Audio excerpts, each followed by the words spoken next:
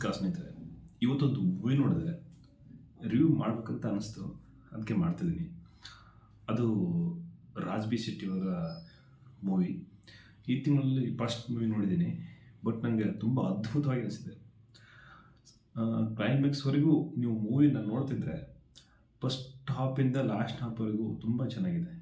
ಅಂದರೆ ಟ್ವಿಸ್ಟ್ ಮೇಲೆ twist, ಹಾರರು plus science, ಆಮೇಲೆ ಸ್ವಲ್ಪ ಅಲ್ಲಲ್ಲಿ ಸ್ವಲ್ಪ ತಮಾಷೆ, ತುಂಬ ಇಲ್ಲ, ಬಟ್ ಸೀರಿಯಸ್ ಆಗಿದೆ ಫಿಲಮು. ಆಮೇಲೆ ಲಾಸ್ಟ್ಗೆ ಹೋದಂತೂ ನಿಮಗೆ ಅದು ಏನು ಮಾಡ್ತಿದೆ ಸಿನಿಮಾ, ನೆಕ್ಸ್ಟ್ ಏನಾಗ್ತದೆ ಅನ್ನೋ ಒಂಥರ ಕ್ಯೂರಿಯಾಸಿಟಿ ಇರುತ್ತೆ, ಸಸ್ಪೆನ್ಸು. ನೀವು ಯಾರನ್ನೂ ಗೆಸ್ ಮಾಡೋಕ್ಕಾಗಲ್ಲ, ಕೊನೆಯವರೆಗೂ ನೀವು ಮುಂದೇನೋ ಸೀಕ್ರೆಟ್ ಆಗಿದೆ, ಬಟ್ ಫಿಲಮ್ ನೋಡಿ ಗೊತ್ತಾಗುತ್ತೆ. ಅಷ್ಟು ಅದ್ಭುತವಾಗಿದೆ ಅಂದರೆ ಎಕ್ಸ್ಪೆಕ್ಟೇ ಮಾಡೋಕ್ಕಾಗಲ್ಲ. ನಾವು ಎಕ್ಸ್ಪೆಕ್ಟ್ ಮಾಡೋಕ್ಕಿಂತ ಮುಂಚೆ ಅದು ಅಲ್ಲಿ ಟ್ವಿಸ್ಟ್ ಇದ್ದಿರುತ್ತೆ.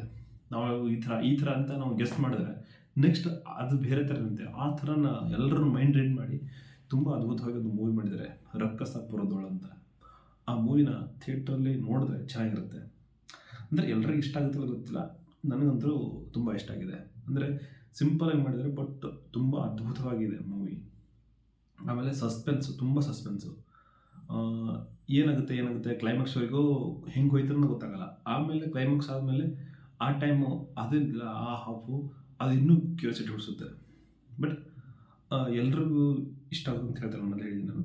ಬಟ್ ಸಸ್ಪೆನ್ಸು, ಥ್ರಿಲ್ಲರು, ಆಮೇಲೆ ಸ್ವಲ್ಪ ಹಾರರು ಯಾರಿಗೆ ಇಷ್ಟ ಆಗುತ್ತಲ್ಲ ಮೂವಿ, ಅವರಂತೂ ಖಂಡಿತವಾಗಿ ಈ ಮೂವಿನ ಇಷ್ಟಪಡ್ತಾರೆ. ಒಂದ್ಸಲಿ ನೋಡಿ, ಚೆನ್ನಾಗಿದೆ. ಒಂದ್ಸಲ ನೋಡೋಂಥ ಫಿಲಮ್ ಅದ್ಭುತವಾಗಿದೆ.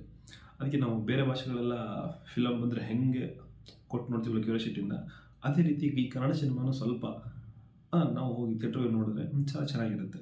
ನಾನು ಯಾವುದು ಪ್ರಮೋಷನ್ ಮಾಡ್ತಿಲ್ಲ, ಬಟ್ ನನಗೆ ಇಷ್ಟ ಆಯಿತು ಈ ಮೂವಿನ, ಅದಕ್ಕೆ ನಾನು ಹೇಳ್ತಾ ಇದ್ದೀನಿ.